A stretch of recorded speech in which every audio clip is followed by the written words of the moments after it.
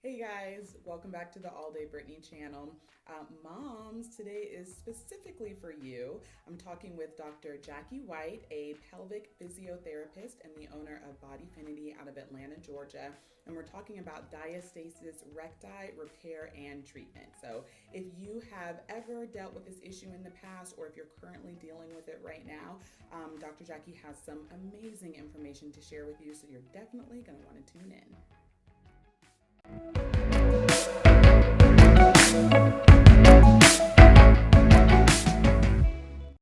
So today I am chatting with Dr. Jackie White, a physical therapist who specializes in natural fertility and pelvic care. And I was super excited for this interview. We're talking today about diastasis recti that affects a lot of women. And I felt like there was a lot of conflicting information out there as far as like what to do, what it even is, like how to fix it and all of that. So I felt like, why not just speak with an expert and share the information with you guys? So Dr. Jackie, thank you so much for joining me today. Thank you so much, Brittany. I really appreciate it. And I love your platform. It's amazing. Oh, well, thank you so much. We're going to get into yours in just a minute, but I can't remember who started following who on Instagram, but I found you on Insta and I was like, I love this. This is so cool. Awesome. Just representation in medicine. And then you're really focused on like advocating for yourself and all of that. So we're going to get into it, but it's super, super cool. Okay. So you're a mom as well, right? Yes, I am a mom. I have a 2-year-old going on 20. Oh, of course. And yeah, she's actually the reason why I became so obsessed with postpartum care. Yeah, and really, because before that, I had no interest in pelvic health at all. Yeah. But yeah, she's a big part of it. Got you. Okay. And so your practice, I know, is based out of Atlanta, right? Yes, Atlanta, Georgia. Yes, I run a cash-based practice. We're called Bodefinity. Bodefinity. And yeah, we're based out of Atlanta, and we do virtual consults and in person, and also some virtual programs as well. Gotcha. That is super, super cool. Yeah, that was going to be my next question about the virtual, because I know that's a really big thing, especially now with like the pandemic and all of that stuff. So yeah, that's a really helpful thing to get into. So you said that your daughter was a bit, well, first of all, how long have you been a physical therapist? Yes, I've been in the field for 5 years now. Hey. And it's been an amazing, amazing journey. Yeah. I would say that I have dabbled in a number of different settings, from sports PT to I've done aquatic therapy, geriatric care, workers' comp cases, even some hospital acute care. But honestly, I'll say pelvic PT, that's definitely stolen my heart forever. Yeah, that's cool. So super well-rounded. I feel like you need that in a physical therapist. Yeah, because like when you first come out, you don't know. It's like you just get a taste of everything, and it's like, okay, let's see what works best for you. Let's see where your passion is. You have to try them all. Yes, definitely. So I know you said your daughter was a big part of the reason why you decided to go into focus on like postpartum care and pelvic care. Can you tell me a little bit about that journey and how you came to where you are now? Yes, actually, I will say that it was the perineal tear that changed the game for me. Ooh, yeah. And, you know, sometimes you have to experience things like that to be able to appreciate having good postpartum care. Sure. And honestly, that is what like sparked my interest. And I just started, I started taking all the different courses and doing all this research. And then I just fell in love with it. Honestly, that's where it started. Yeah, that's awesome. And so talking about your platform, I know we mentioned it a little earlier on, but one of the biggest things that I noticed in checking out your Insta and also going to your website was that you are a really big advocate for us, the patient, advocating for ourselves. which is so important, especially now with our community. There's a lot of distrust, I think, between us and the medical community. So would you say, well, I know clearly it's a big passion of yours. So what are your thoughts on that as far as, you know, us being able to kind of help you help us? Yeah, I mean, absolutely. That's a great statement you made. It's very, very important to have all the knowledge possible. So that when you walk into these doctors' offices or wherever you know, receive your health care, you have enough up here to be able to advocate for yourself. So they're just not telling you what to do. Right. You know, you can have that informed consent and have everything you need to say, okay, this is the best decision for me. Not for you, but for me and my family. And you know that the medical system in America is broken. Yeah. You know that. I mean, there's a lot of inequalities for maternal and postpartum care here. In fact, did you know that in France, that postpartum care, like pelvic PT, that's standard care for every mom. Every mom is prescribed pelvic PT after they have a baby. And guess what? It's covered. Wow. It's covered. It's covered by the country's government health care plan. So what if America was like that? Yeah. It's hard. I've talked to a couple of people because I'm working on the article, which is one of the reasons I wanted to chat with you. And then I've chatted with a few women that are going through this issue and hearing some of the stories. One lady said her OB basically told her, okay, well, do like 50 sit-ups a day, or it was like 100 curls a day or something like that. And then we'll refer you out. Just insane. And then even when I went to get my referral, he was really cool, like he diagnosed it, whatever. But, you know, I think the folks that they sent me to, they're just like general physical therapy. And so when I called, I was like, do you guys actually specialize in diastasis recti? And he was like, I mean, yeah, we can do that. And I was like, that's not that's not what I was looking for, but thank you. Right. Yeah. So that's just such a stark difference, that the emphasis on that part of their journey, because postpartum is that's just as much an important part of the pregnancy journey as like the beginning, middle, end. It's super big for us, for sure. It is. Yeah. It really is. So diastasis recti. So that is the big thing that we're chatting about today. So for those that are watching and you're thinking, maybe I have it, not sure, what exactly is diastasis recti? Okay, so diastasis recti, or you may hear it referred to as diastasis recti or DR. It all depends on what part of the country you're from. Tomato, you know. Gotcha. So, but yeah, basically, I'm just going to refer to it as DR. Okay. Diastasis recti is a separation of the rectus abdominis muscles. So, you know, I guess you could call them your six-pack muscles. Yeah. So there's a small line right down the center. It's called a linea alba. Okay. And on women of color, you can see it. It's actually a dark line that goes straight down. Well, it's basically, that's just connective tissue. And so as her belly is growing, as the uterus is expanding, that tissue is also stretching. So as in the tissue I'm referring to, that's the linea alba, is stretching. As it's stretching, it causes it to get weak. And so because of that, it doesn't support those rectus abdominis walls, those muscles anymore. So then you have a gap. And so then that's where you can kind of see, like, they call it, like, I've heard of mom pooch or a mommy tummy. And so that's where that comes from.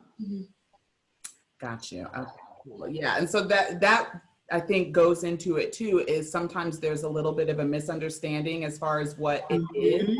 When I was first doing the research, I always thought of it as mainly an ab problem. So even the way you just explained it, it's not necessarily the ab, it's the tissue, right, that connects those.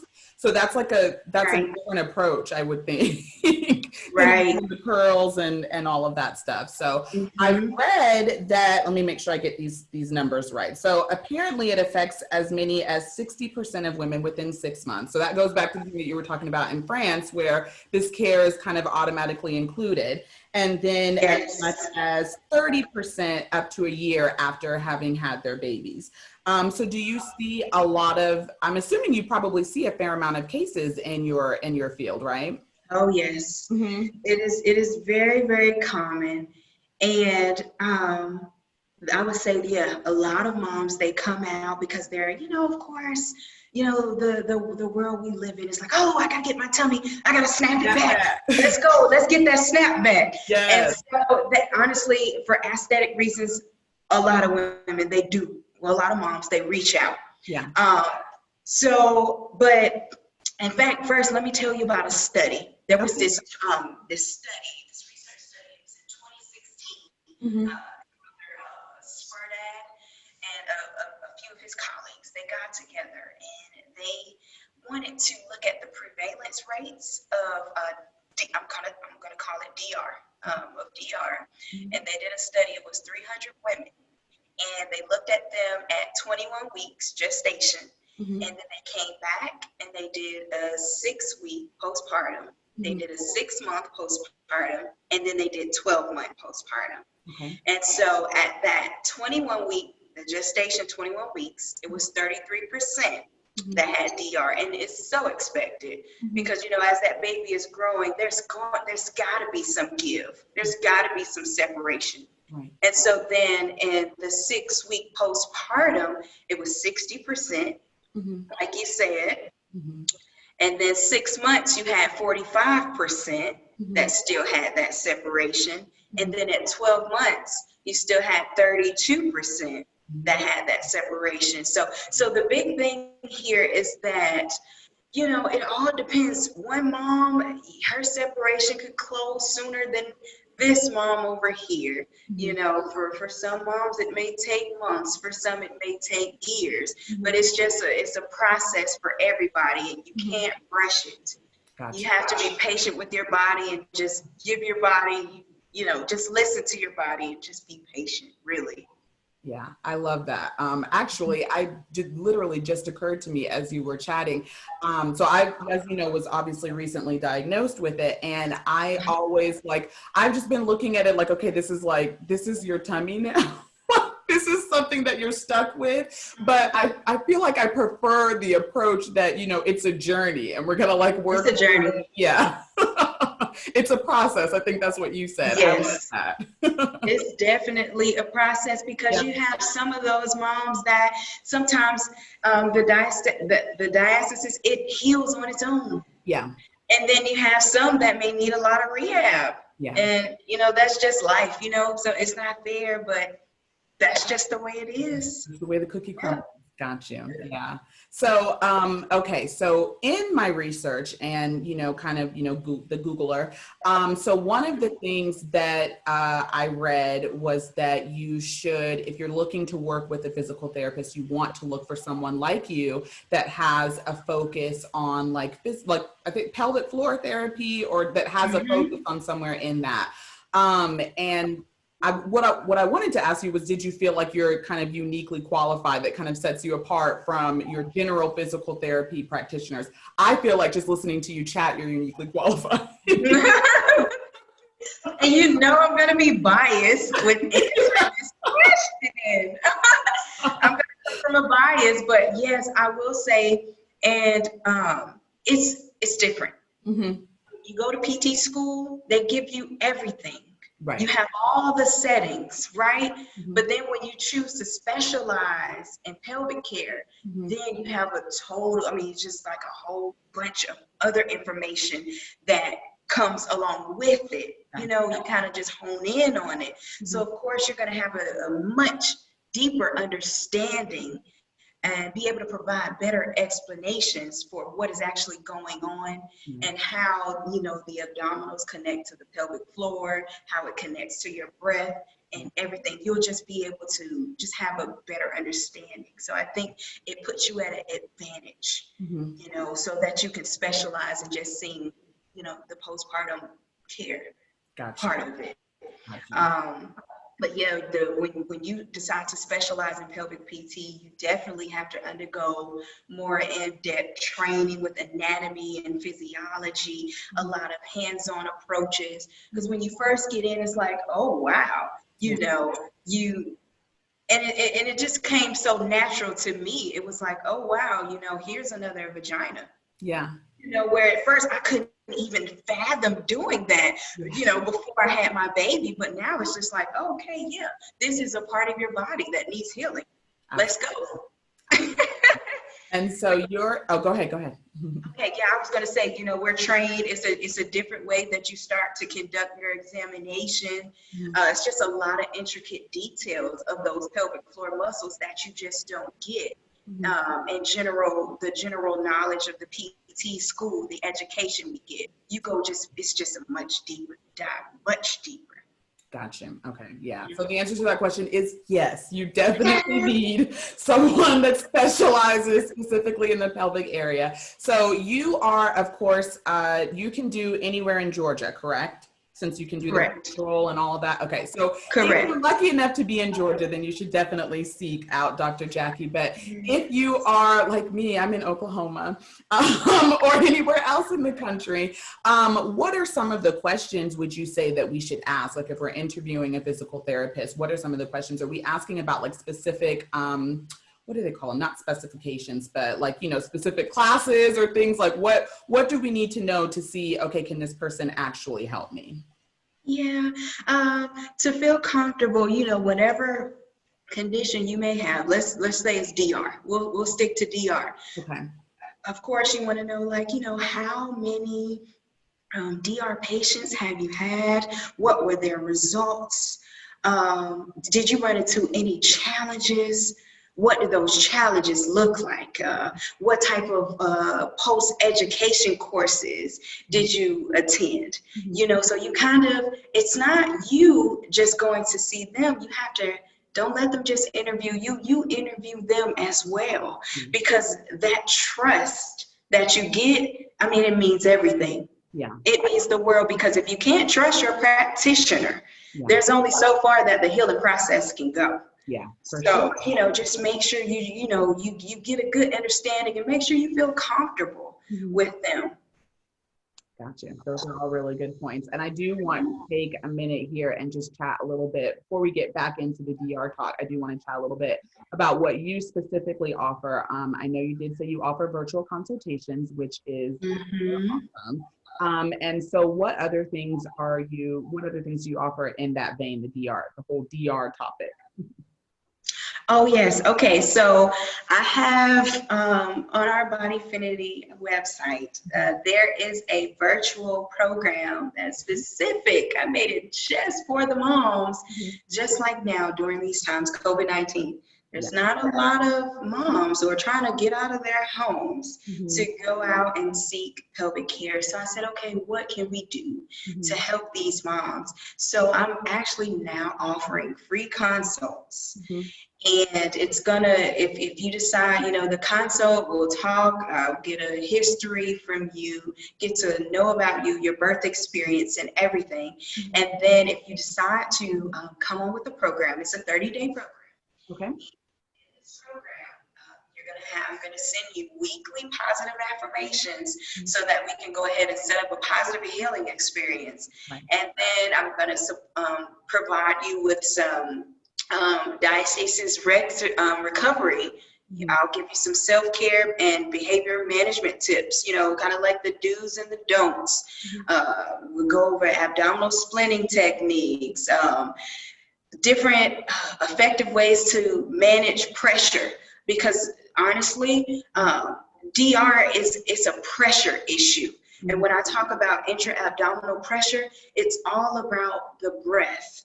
And I'll give you an example really quick. I'm digressing, but that's what I do all the That's time. fine. Yeah, that's fine. If we take a moment to just inhale, the pelvic floor actually relaxes. And then when you exhale, the car seats, these things are heavy. And so, when you're lifting these things, the way you breathe, all that stuff matters. Okay. So this program, it actually goes in depth about all those different things and how you can control that intra-abdominal pressure so that, you control the diastasis and you have a better healing experience. And then it comes every week. There's a new regimen of exercises, different breathing protocols, just different things that we highlight and we go over it together. And it's a one-on-one thing, so I'm with you every step of the way, so you're not, feeling like, oh, yeah, kind of like take the guessing out of it. Gotcha. Okay. And now, so this program is available only to Georgia residents, or that's available for all of us? This is for everybody. Awesome. Yep. This is for everybody. That's good to know. Awesome. Cool. All right. So we are going to, we're going to drop Dr. Jackie's links to that specific program, to her website as well, but to that specific program for anybody that is looking for something. I think, and you hit the nail on the head, like with the COVID thing, that was one of my kind of worries about going in. And I mean, I don't know, when you see physical therapy, there's like a lot of touching and like close contact. And I was like, do you really want to do that right now? Or is this something, so this is something, would you say that this is something, especially at least for right now, that we can kind of take charge of ourselves until we're able to get in and see, an actual therapist in person? I would say that if you can get a consult, that is most likely the best route, because you know what? I would hate for a mom to just go out there and seek different exercises from, different, God knows where. Or to even take an advice of, from another mom who might have got a good snapback. Because what works for her might not work for you. Right. And, again, back to the separation, there's levels to it. Some separations may be 2 finger width, some may be 3. Right. And so with that, there's some exercises that you may need to avoid. So if you could first get that consult and then, like find a virtual program, for instance, I'm going to be biased like the one I'm offering, so that you can have somebody, a professional, like guide you. So you're making sure that you're not delaying your healing. I think that's the best way to go about it. But could you do the things from the comfort of your home? Of course. Absolutely. I mean, I think that's the best way to go about it during these times. Right.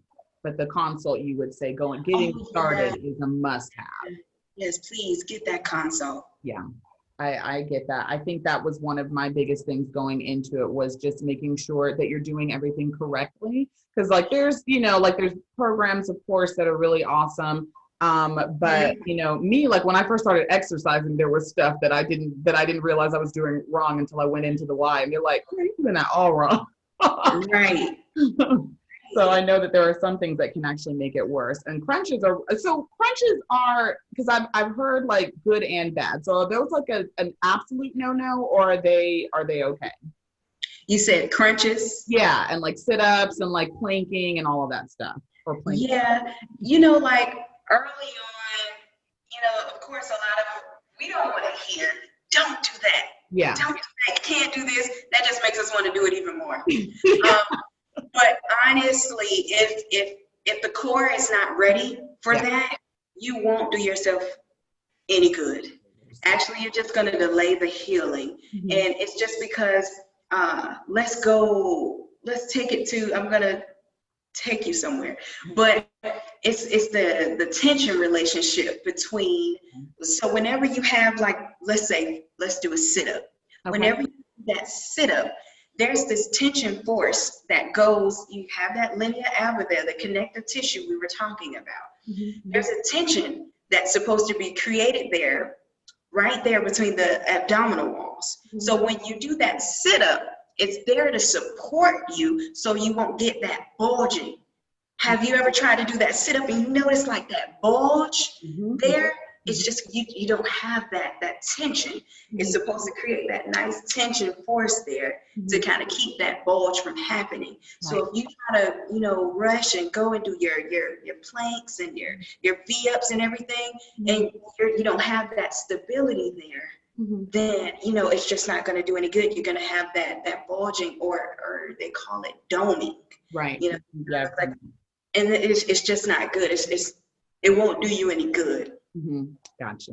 And so I know you mentioned, so I got you. So those are maybe not a never, but like not right now. Yeah, like not right now. You got the crunches, your V-ups, your sit-ups, your planks, and your push-ups, and like double leg lifts. That's just those exercises that create a lot of intra-abdominal pressure, and it could just be too much too soon. Gotcha. Understood. Okay. And so going back to a little bit, because it did freeze a little bit when you were talking about the breathing. Could you give me that example again when you were saying, like, you know, it's all about the breathing and the tension, so we can share that too? Oh, yeah. Okay. So basically, I'll take you back from the beginning, the anatomy. Let's talk about the core. Okay. And, you know, when you hear core, sometimes people just think it's just like, I want to get my six-pack back. Yes. Okay, but the core is so much more. So the core, the muscles of the core is actually, you have those rectus abdominis muscles, the six-pack muscles we've been talking about. Yeah. You have those oblique muscles whenever you turn to the side, those diagonal motions there, those are your obliques. And you have that very, very important one called transverse abdominis. That one is like, imagine like a corset that wraps around there. That transverse abdominis muscle, that gives you the support. That supports your spine. It wraps all the way from the front to the back of the spine. And then you have the multifidus muscles, which are in the back, and they line and they support the spine. And with any type of movement you do, they stabilize you. Gotcha. And of course, you have the pelvic floor that's at the bottom of the pelvis, your pelvic floor muscles. And so collectively, that makes up the core. Now, one can't really function well without the other. The abdominals and the pelvic floor, they're literally connected at the hip. They need each other. And so back to the breath example, like if we took a second to inhale, when you inhale, your diaphragm muscle, which I forgot, that's a part of the core as well, that diaphragm muscle. When you inhale, the diaphragm, it actually contracts downwards towards the pelvis. And then your pelvic floor muscles, they elongate to accommodate that pressure change. And then when you exhale, the pelvic floor gently contracts, and then the diaphragm returns back to its resting position. So basically, you need the diaphragm and the pelvic floor because it helps you manage that pressure. Because I don't know if you've ever seen like some of those people, they lift those heavy weights, you know, on the bottom. They're going to inhale, but when they return up with the heavy weight, they're going to exhale because it's helping them manage that pressure. It's going to give you that support. If you can think of like going back to the transverse abdominis, wrapping around, kind of think of that corset. When you exhale forcefully like that, you're giving your body that support, helping stabilize your core. I hope that makes sense. It makes so much sense. No, it makes so much sense. Yeah, thank you so much for elaborating and going into it. One of my next questions was going to be about the connection, because I think, so I learned about it when I was pregnant with my first, and then, so I have 3 kids now, and my youngest is 6 months. So yeah. We popped them out, now we're getting them.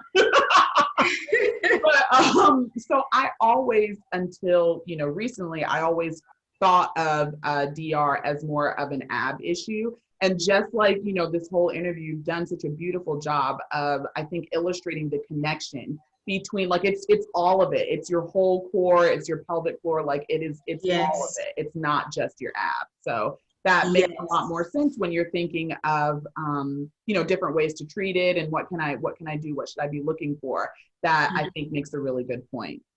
Mm-hmm. Yeah. And so, so I know we mentioned earlier about this being a journey and a process. And one of the options that I did see online was like going the whole surgery route, and Mm-hmm. which honestly seems a little gnarly. Like that recovery is like, whew.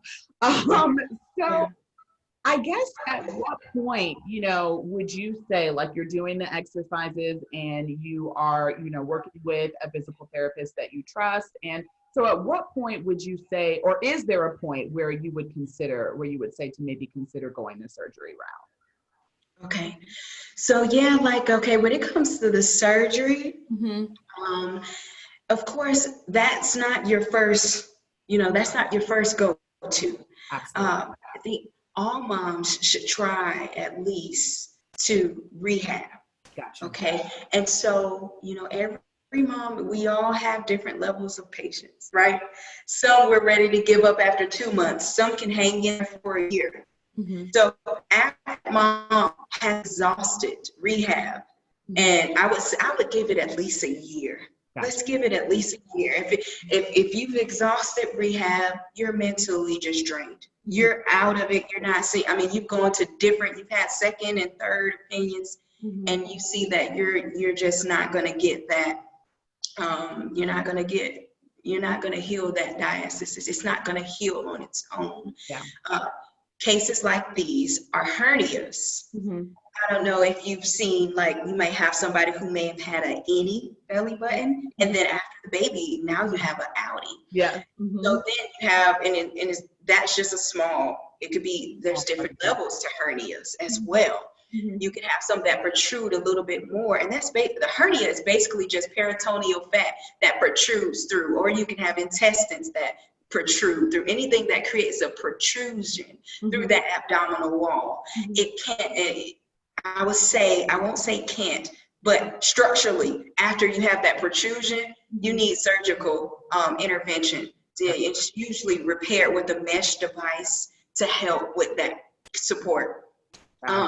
So, if you have a hernia, of course, but before that, it will never hurt you to still go through this rehab. The stronger you are going in, the better you are on the back end. Because even after you have that surgery, you're still going to have to rehab. You're still going to have to get those core muscles re-educated and learn different pressure management, breathing techniques. You can work on your posture. It's also on the front end and the back end. I mean, it's never going to hurt you. Yeah. Never. Yeah, absolutely. I love that. So, well, I think you have covered everything. This has been incredibly informational. Was there anything, I think I have asked all the questions that I wanted to get out. Was there anything, that you wanted to leave us with? Anything that you wanted to add? No, I think, I guess I'll just say, to all the moms out there, I know postpartum, it can be so challenging. Yeah, for sure. And, I want to just let you know not to get distracted by social media. Yeah. We see so many different images, and it's like, oh, this mom, look what happened to her. It doesn't even look like she had a baby. Oh, wow, look at me. So many different comparisons. Yeah. And it can take you out of your zone. And I just want to remind moms out there to stay in your zone, stay in your lane, because no birth experience is the same. No pregnancy is the same. No recovery is the same. Yeah. So just be patient with yourself, give yourself grace as you heal, and make sure you do the research and get everything that you can possible so that you can make the best choices for yourself and your family and your beautiful baby. Yeah, I love that. All right, well, that is a great way to close it out. And then, like I said, I am going to drop the links, but Dr. Jackie, do you want to just go ahead and tell everyone really quickly where we can find you, your socials, your website, all that good stuff? Okay, yeah. So the website, we're at www.bodefinity.com. Bodefinity is spelled Bodefinity. Awesome. So bodefinity.com, and then on Facebook and Instagram and YouTube, we're at Bodefinity. So it's the same, Bodefinity. And then we also have a private Facebook group. It's called the Bodefinity Collective. And we go and we do a lot of menstrual education, and we talk about PMS and how to heal your cycles, because a lot of people don't realize that pelvic health, it also includes menstrual health. It's all the same, painful periods and everything, it's all connected. Yeah. So we talk about all that good stuff. It's great, great. That's good info. Yeah. So I'll definitely drop the Facebook link and I'll join myself too. Okay, awesome, awesome. Yes. Well, thank you so much. I really appreciate it. Thank you so much, Brittany. I really thank you for this opportunity. And anytime I can talk about pelvic health, it's a great day. Yes, absolutely. All right. Well, we'll see y'all next time. Bye. Okay, take care. Bye. Bye. Hey guys, if you enjoyed watching that video as much as I enjoyed making it, please leave me a comment, leave your thoughts below. Also be sure to hit the subscribe button and make sure you hit the little bell so you'll get notifications whenever I put out a new video. You can also find me on Instagram.